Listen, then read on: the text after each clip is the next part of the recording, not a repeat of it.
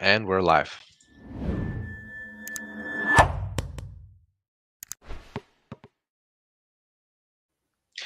Hey, everybody. Welcome to the Agency Operators Podcast. Today, I'm very excited to introduce Michael Yanez of e-commerce. He's the head of business development and loads of experience in the agency world. And today, we'll be talking a little bit about global distribution, expanding into Europe or expanding into the US if you're already selling in Europe. But before that, I'd like to just intro Michael and talk a little bit about his experience growing two agencies before joining e-commerce. Hey, Michael, thanks for joining. Yeah, Pasha, thank you for having me. I'm very happy to be here. Yeah, me too. I'm very, very excited to speak with you today. Before we jump into the meat and potatoes of the conversation, I'd love to hear a little bit about your story, uh, growing two agencies from scratch before joining in with another large agency over in Europe. What was that experience like? And just start as early as possible. I mean, what Yeah, made you get into this world and decide to do this kind of work? yeah, absolutely. Well, I used to have my own sales agency where I was a North American contracted like vice president of sale or general manager for European companies that wanted to break into retail brick and mortar in North America. And I did that for 8 years. And because of the category I was in, which was consumer IT, it was kind of starting to go down the drain because of the iPad. And I got incredibly lucky. I got a phone call from a recruiter one day and this opportunity to start an Amazon agency working for a very large broker just landed on my lap. And funny enough, obviously, Amazon was always an account, but I wasn't extremely familiar with Seller Central and Vendor Central, but I knew enough to get the job because they knew nothing.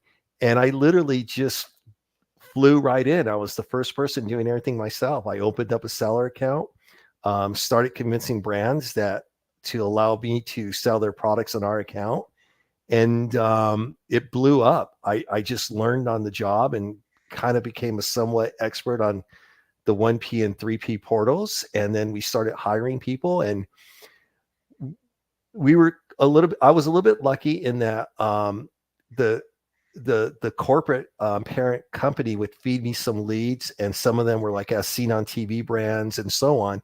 And we just blew up. It was incredible. So before you know it, we had like a staff of 20, 25. Then we started doing managed services where we would manage a client's 1P and 3P accounts as well. And that actually quickly surpassed our own store sales over time. And then because I was working 70 hours a week, I did this for 5.5 years. I took a year off and I would consult doing Amazon consulting. And then again, I got a call from a company and they say, hey, we found you on LinkedIn and we want to do the same thing. We want to have our own Amazon agency. And that was and again, I did that for another 4 years, very successful, same type of operations, managed services, and we had our own account when necessity called. And it was complete full service optimization, advertising, forecasting, everything that you need to do to run an agency. And it was fun. It was a learning experience. That's amazing. So you were the business development guy, right? So you weren't necessarily in the beginning were you writing listings and making In graphics? the beginning, I was doing everything. Even when I jumped over to start this other one, I did a little bit of everything until we had enough income to start hiring people to do all that. But during the entire time, 100% I was focused on business development. I was the guy responsible for not only building all the strategies, all the operations, but I also had to find time to bring in accounts Mhm. and create the presentations and convince the client why they wanted to be with us. Yeah, Yeah, it's so many hats that you have to wear in the beginning, right? And then little by little you can give those hats away to It- other people. But that's absolutely correct. And over time, it became more of just I was the vice president and just managing and studied strategies and P&L and working with clients, trying to get clients on board and so on. Mm. But Yes. luckily, you had that support. You said that corporate partner that was feeding you guys leads, and it wasn't like building out a pipeline from scratch, or it was it just kind of like a supplemented thing, and then you really did have to actually build out like an entire. Yeah. So they would just give us some clients that say, hey, this client's interested in our Amazon services, and I would have to go pitch them. And then, I did the trade shows and things like that for leads as well. Yeah, yeah, Mhm. it's yeah. I don't know if would you say trade shows today are kind of the best way to get leads still, or it's probably maybe in that time that was the ideal way, and maybe now it's sort of like a hybrid of like that plus some social pipelines and different things like that. Like, what would you say is like the best way? Yeah, look at if you're a new agency, it is so tough. You're not going to get leads from Google or word of mouth because just the fact that there's quite a few agencies out there and you need a reputation, you really have to hit the pavement. You really do. Um, Now, the first agency I set up, it was very, very early on. There was not that much competition, and we really quickly built a reputation, and and and that really helped. Word of mouth, the fact that we would index well in searches and things like that because we were a much older agency. But I got to tell you, when I started the second agency, things changed 1,000%. It was not as easy. It was extremely difficult, very, very difficult. In Yeah, fact, it's funny. I talk to a lot of companies that call me. They do different types of e-commerce, and they're saying, we're thinking about starting an Amazon agency. And I said, don't do it. Run the other way. It's ultra competitive. And as Amazon, you guys are a top-notch agency. You guys, this. I don't need to tell you this, but for your current clients listening, these guys are worth every dollar. Amazon has become complicated, sophisticated, and specialized. One person cannot know everything you need to know about Amazon now. Just small little tactics on the back end is about 36 different tactics, and it's impossible for one person to know all of them, to be an expertise. The advertising, I can't even touch it. It would be impossible. You really have to be a data expert and understand how to run the advertising. The account manager can't learn all of that and do all of it. It's really a different animal nowadays. absolutely. I think that's why the agency model works so well is because people have access to an entire team of specialists for the Mhm. price that they would pay or even less than what they would pay to have somebody working in-house full-time hours, right? And it's far more efficient. Like you can get one Amazon guy to come and join your company and sit at a desk in your office space, but they're not going to know all of these things, like you said, right? They can't. They And can't. so, yeah, and we're dealing with changes all the time. Like we're getting right now, we're dealing today. We were just talking about these new fees that are being. Everyone's talking about the new fees, and so how do you manage that? And that's actually very in line with what we're discussing today. Is the whole distribution and how can you maintain a certain inventory level with the intake and lead times that Amazon provides in order for you to have minimal fees paid so you're not overstocking and you're not understocking. So it's not that it's impossible, but it's a very tricky thing to navigate while Amazon is always changing things on you. So we have just like our management is constantly having conversations about um, these new changes, what's the best way to navigate them, and so on. Yeah, absolutely. And even myself, I would be afraid to touch account management. My forte is strategy and business development, and I leave that to much smarter people who understand the portal. It in the years since I stepped away from account management, it has become way too sophisticated for me to do it. Hmm. Yeah, yeah, exactly. Well, so let's move on to talk a little bit about Amazon Global. So we'll start general. What is Amazon Global for those that don't know? What is that Yeah, program? yeah, and I do need to clarify because there is something called Amazon Export, and it could be a little bit confusing. And so I'll tell you what the differences are, because I know that's going to come up in a question. What is the difference? So I'll just go ahead and jump right into it. So Amazon Export is when you go into Seller Central and you go into settings, and it allows Amazon to export the product when a consumer is in a country where Amazon does not officially exist. A perfect example between the difference would be Costa Rica. In Costa Rica, there is no official Amazon. So if someone from Costa Rica, excuse me, they could go to Amazon.com. If you put your settings for export, they could buy your product. Amazon ships it to them, but that customer pays for the shipping and the customs, okay, the duties. If it's Amazon.uk.co, that's an official Amazon site. So someone there would have to go. They wouldn't have to, but they would most likely go to Amazon.uk.co to buy their product, and Amazon's not necessarily exporting products there. So Amazon Global is having an official presence in that country. So for example, we would open up an Amazon EU site and set up the catalog and your and local FBA for that country.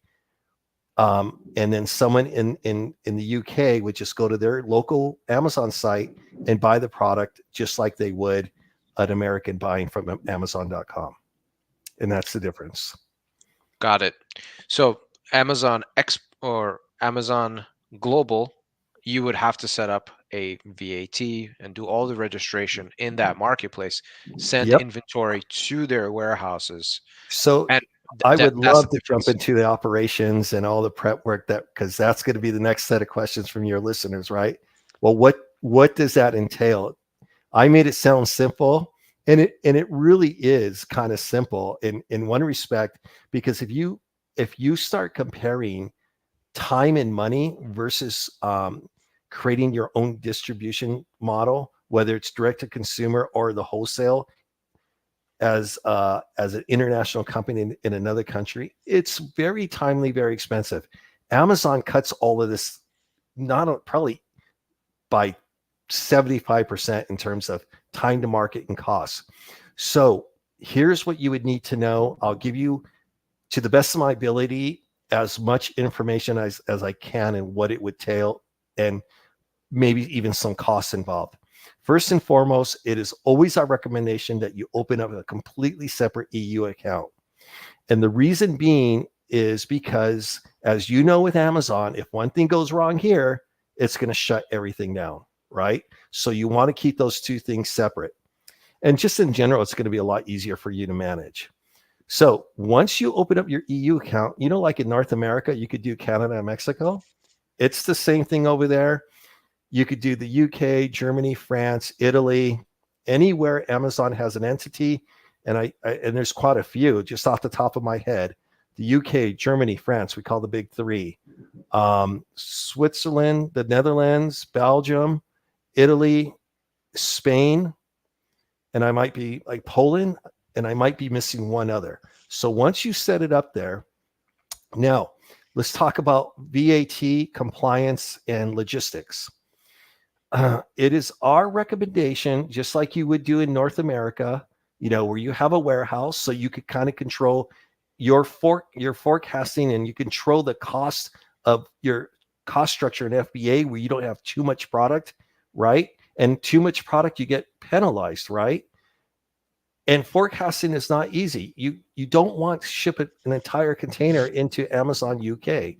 So the best advice I could give you is to get a warehouse there, and better that's in the Netherlands, and that's for VAT and tax reasons. And today's not the day to go deep into that, but that would be our recommendation. And then from there, you could ship in bulk or cases to the different FBAs. Now, you need VAT obviously for the Netherlands.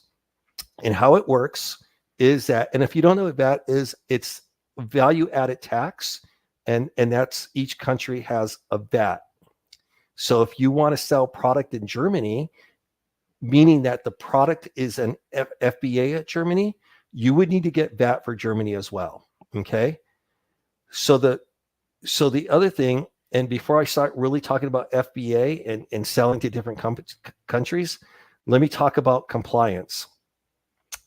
Um, if if your product requires a CE certification, that means it's a toy, food, supplements, anything that's a little bit different, right? Consumer electronics, um, you will need something called a responsible party for Europe. And basically, you're just paying a company that has all of your documentation, your manufacturing documentation, saying that this product was made with these materials and it complies. And here's my CE certification. Because what happens is when you're shipping to your warehouse and it's clearing customs, at any time customs could stop and ask for those documents, and they're going to go to the person you have written down as your responsible party. That person has made sure all your documents are actually 100% authentic and meet the needs of the EU. They pass all their compliance laws. And the reason why the EU started doing this is because, unfortunately, there's a country, I'm not going to name that country, that would upload fake documents into Amazon and to customers. So now it's not good enough that when customs does ask for this documents, for you to supply them, you must have a responsible party. It's not very expensive to hire these companies to do this. Okay. And by the way, they may not ask for these documents the first time or the second time, but at any time when you're shipping to Europe, they could ask for these documents. There's another one called EPR. And basically what EPR is, it's an environmental type thing regarding packaging waste. It's only right now applied for Germany and France. It's very inexpensive to register. And if you're not a consumer electronic product, all you have to do is register for the very first level for packaging. And it takes about 3 months to get from beginning to end to get approval for this. Registration fees are maybe $300 to $400 per country for the year. And then you just pay a small fee for the amount of products that you're selling.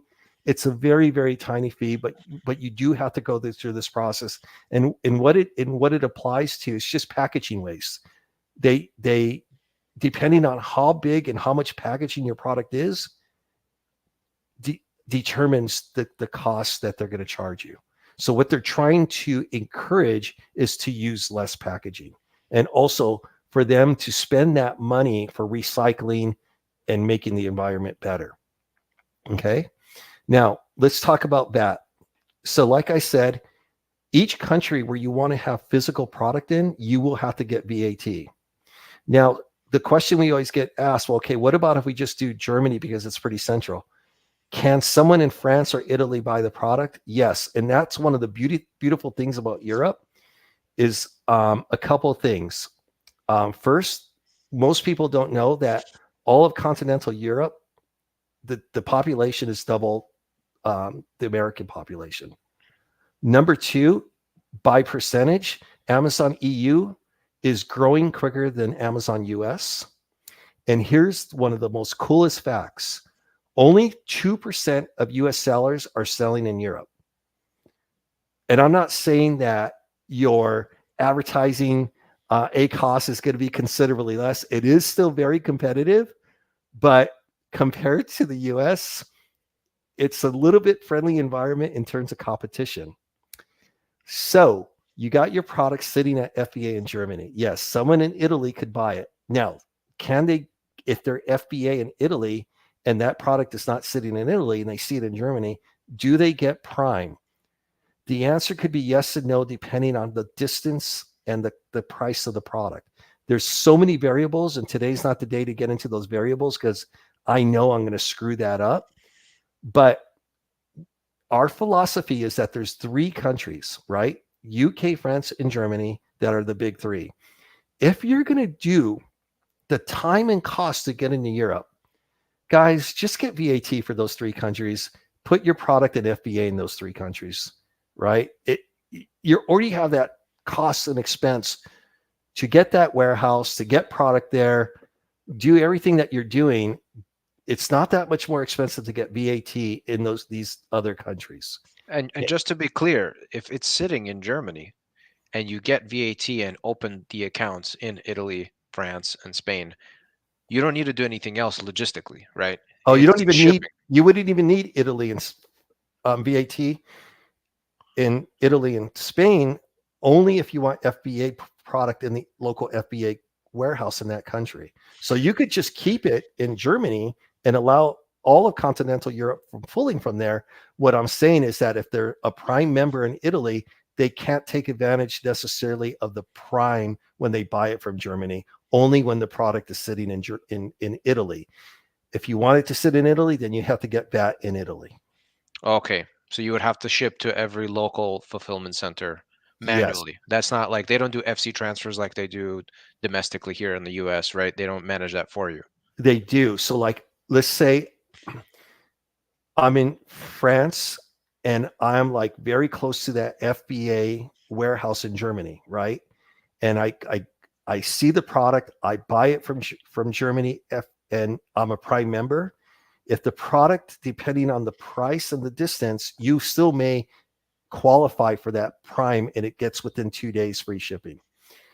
It in Europe, it's a little bit different. The factors are distance, price of the product, to whether or not someone in a different country pulling from Germany is going to take advantage of Prime. Now, it will ship, but it's not going to, you could be far away, but it's not going to be 2 days and it probably won't be free shipping.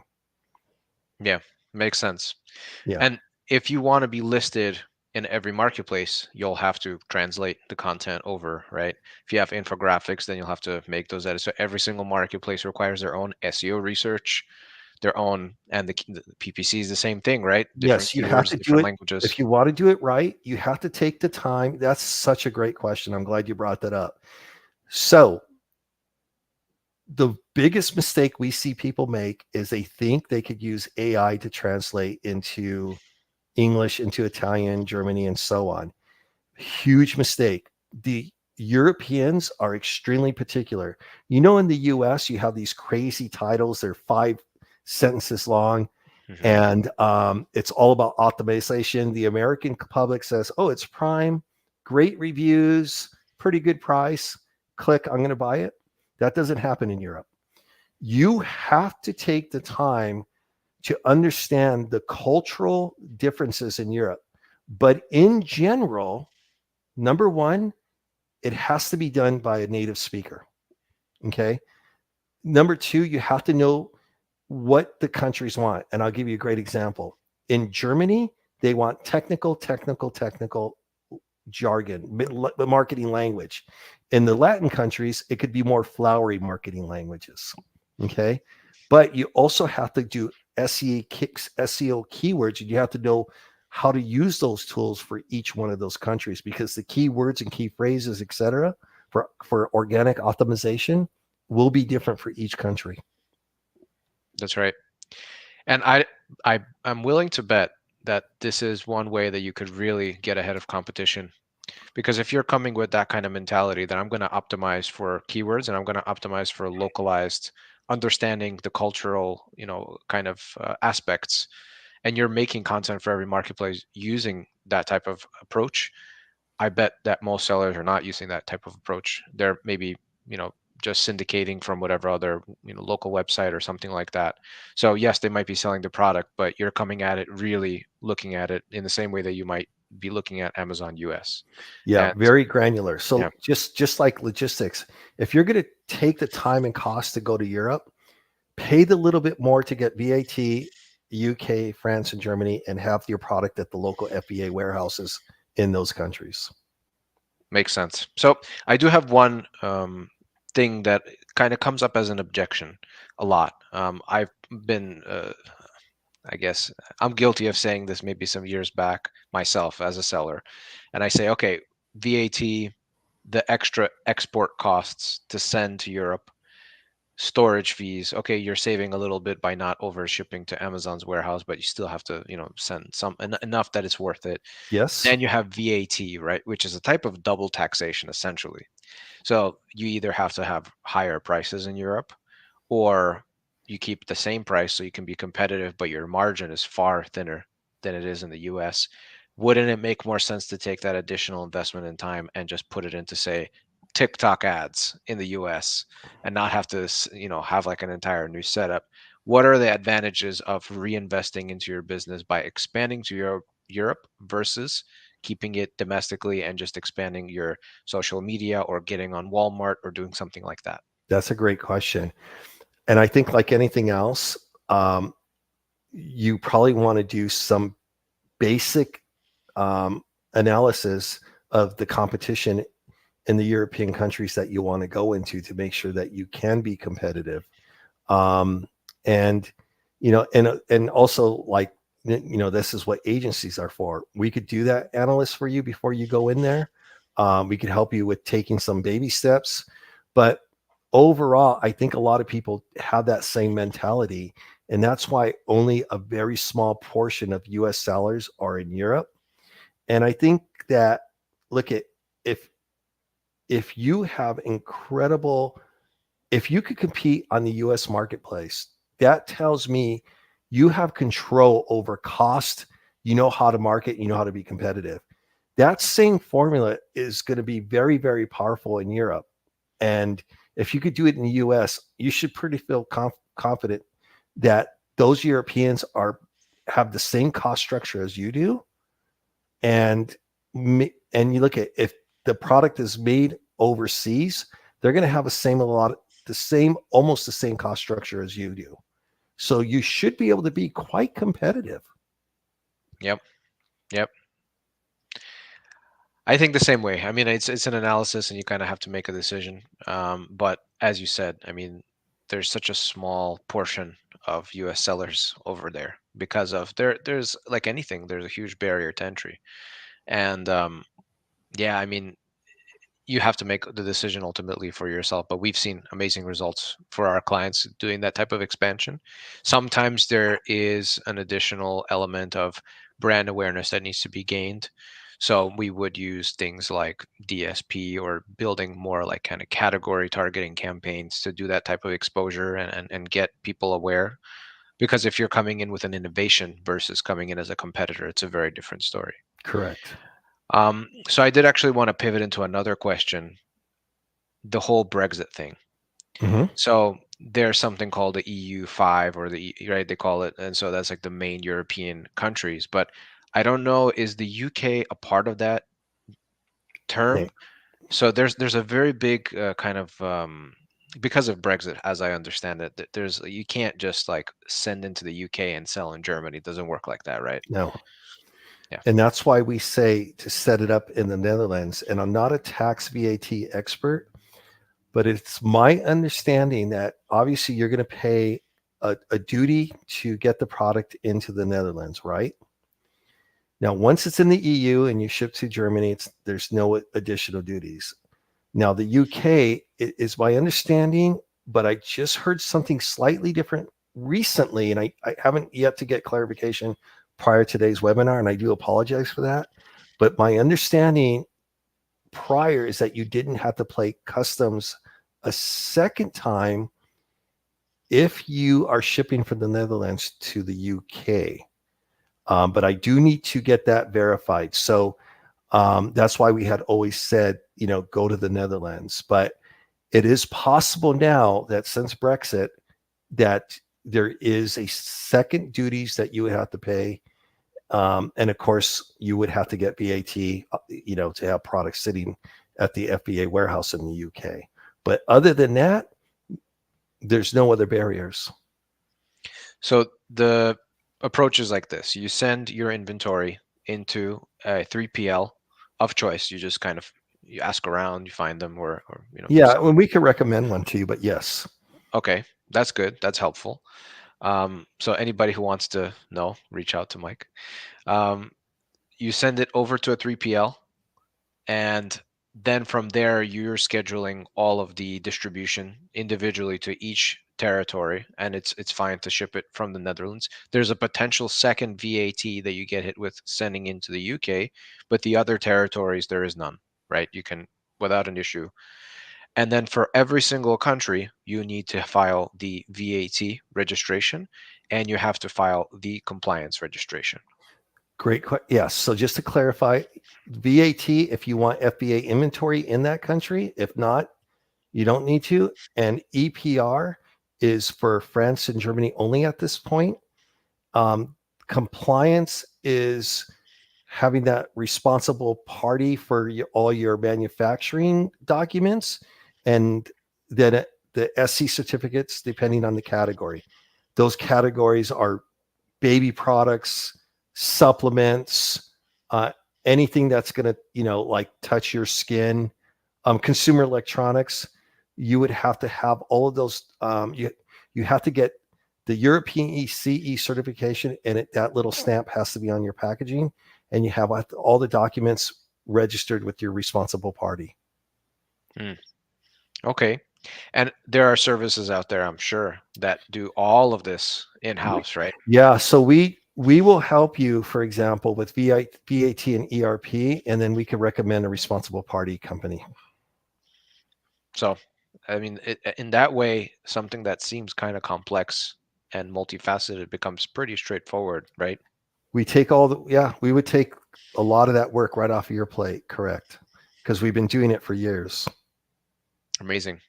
Mhm. And so is the Amazon export thing, um, so there are countries in Europe, smaller countries that don't have an official FBA site. You can still ship to those countries, right? Just it wouldn't be through Amazon Global. Correct. Then at that point it would be similar to Amazon Export. You would put your settings that anybody in Europe could go ahead and buy the product that's sitting in France or Germany, for example. Yeah, Yep. great. So then you have access to, like, I mean, it's like But huge. here's the cool thing: the difference between somebody in Costa Rica buying from America, the shipping and customs is going to be expensive. In Europe, because it's part of the EU, someone in Italy doesn't have to pay customs, and shipping is like the equivalent of UPS ground. Yeah. It's not going to be very expensive.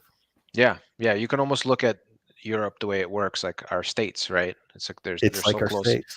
And but there's a double the size of the population, right? And there's what, 33, I think it is, Schengen countries, and only what is it, a handful less than 10, I think, of like official FBA That's territories. correct. So, Yeah, I mean, you have access to quite a bit there. Um, you do.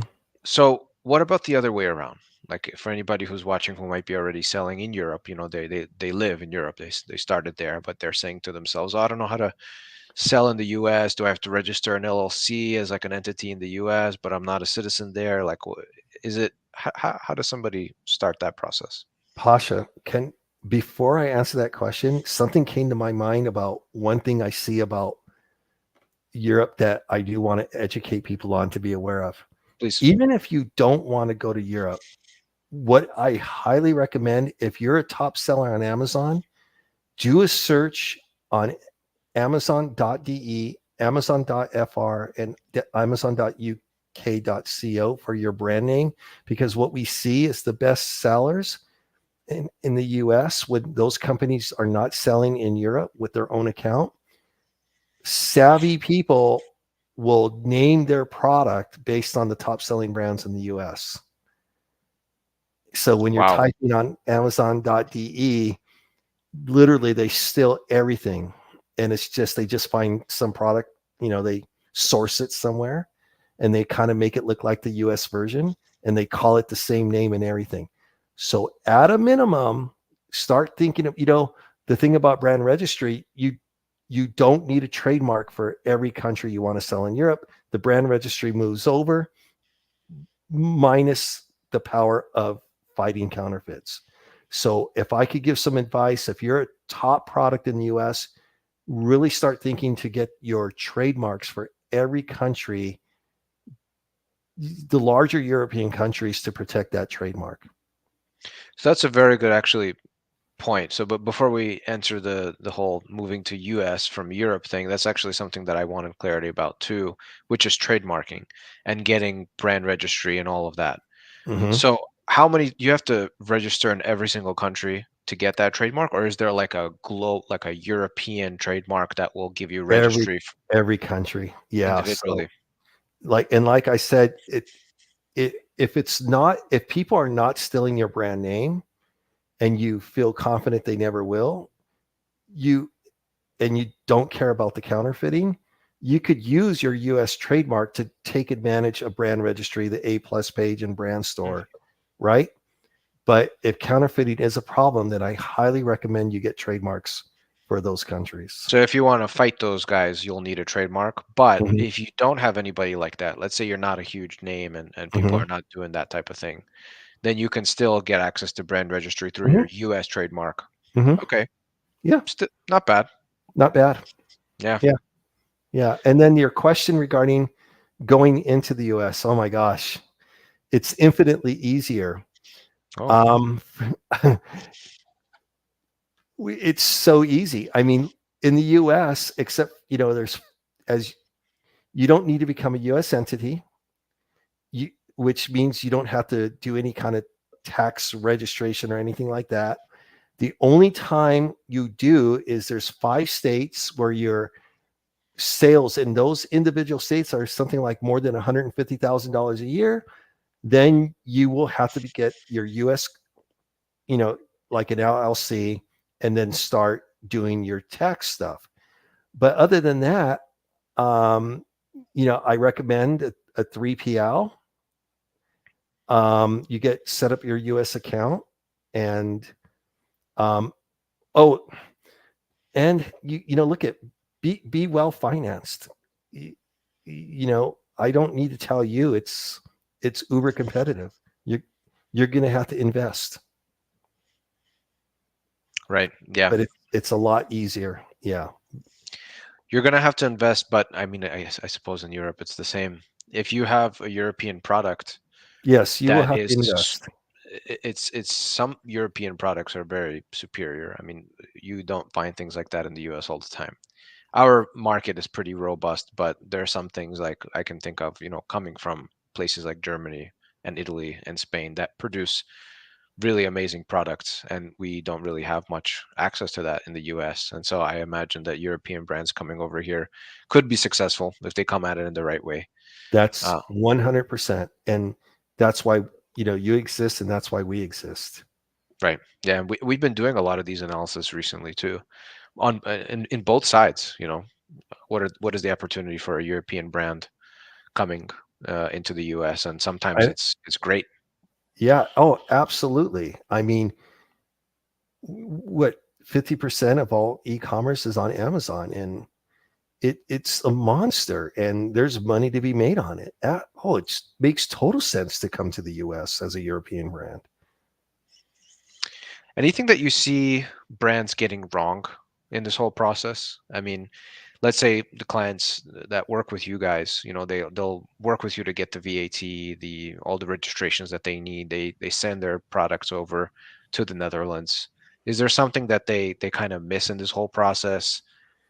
Yeah, it honestly, it just comes down to patience. It is an investment. It takes time to go up the rankings, and you just have to be patient. And it doesn't matter if you're a US company for the US, a European company for Europe. It it just doesn't matter. As you know, you have to be in it for the long run and be patient. And then I think also more and more, be more well-rounded. Of course, Amazon is incredible. It's an incredible tool for driving sales, building up the brand, but it's not a miracle worker. Try, to be well-rounded in your branding and marketing, to do TikTok, to do social media, and pay attention to all the touch points that are going to build up your brand. I was just about to say, in the US, it feels sometimes like being an Amazon company is not enough. It's not like it used to be maybe back in the day when you would just list something. You need to really build up your brand and have that kind of presence on social. Hmm. Be on Amazon as well. Have your Shopify, like have all these places that people can go to learn and to see, what you're all about. Compare prices and just understand what kind of market you guys are fitting into. And it feels the same thing is going on with Europe. It's not just that everyone's shopping on Amazon. They're also on social media in their territory. So it's the same type of thing, right? If you want to build up your brand, you have to invest in expanding to those areas and do all those things there too. Yeah, and not every brand could have this most incredible story, like you were talking about high quality products from Europe.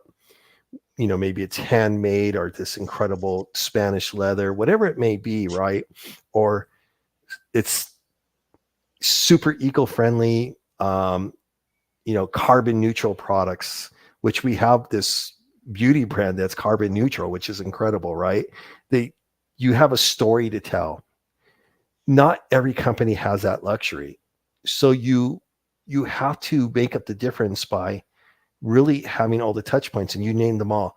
You have to be able to have an incredible website where people go, oh man, this company looks great. I could buy here, I could go to Amazon.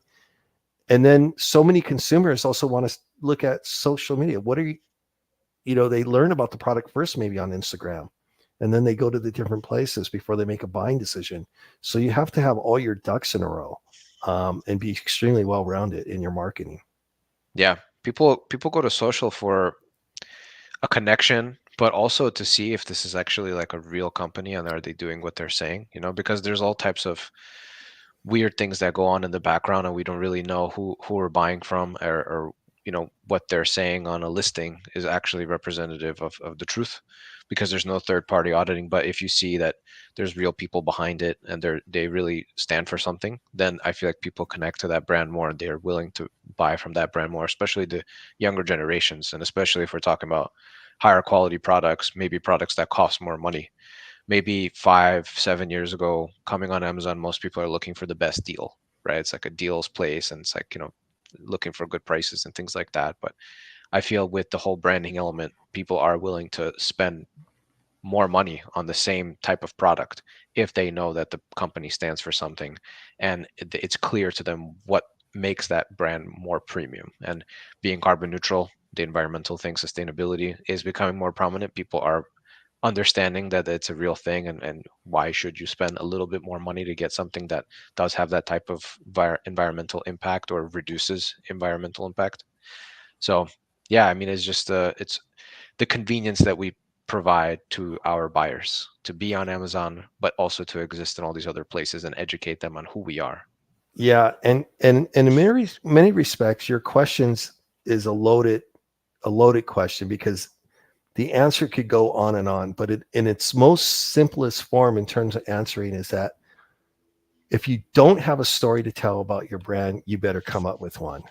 And and to answer your question, it could be from the stuff that we just discussed about making sure you have all your ducks covered from a branding and marketing, all the way to just really, really paying attention to the customer experience, to innovation. Don't rest on your laurels, and just keep moving forward to understand that. Well, I mean, I think Bezos kept it easy. It's always day one, right? You cannot rest. You Yep. just can't. Yep. Yeah. If you're building a company of any kind, that's the only way, or else competition will take over. And there's always innovation, there's always somebody out there that wants to do what you're doing. And it's a healthy thing. It's, I guess it's capitalism in a way. That's the spirit of it anyway. Absolutely. So Yeah. I think we're actually at time, but I mean, Okay. this has been so insightful. Thank you, Michael, for sharing all your wisdom about Amazon Global and expansion. I think this is a topic that gets talked about a lot, but as we can see with the statistics, not many people are willing to pull the trigger on it. So just laying it all out like that and making it clear and simple, I think is very helpful. And I'm hoping that somebody will listen to this and get inspired to expand out into Europe or expand into the US or go to Japan or all these new marketplaces that are opening up. There's so much opportunity, and Amazon makes it so easy for us to do it. Well, So thank you. It was my pleasure. I had a really good time being on this show. awesome. Much appreciated. And thanks everybody for watching. Reach out if you have any questions, and catch you on the next episode. Okay.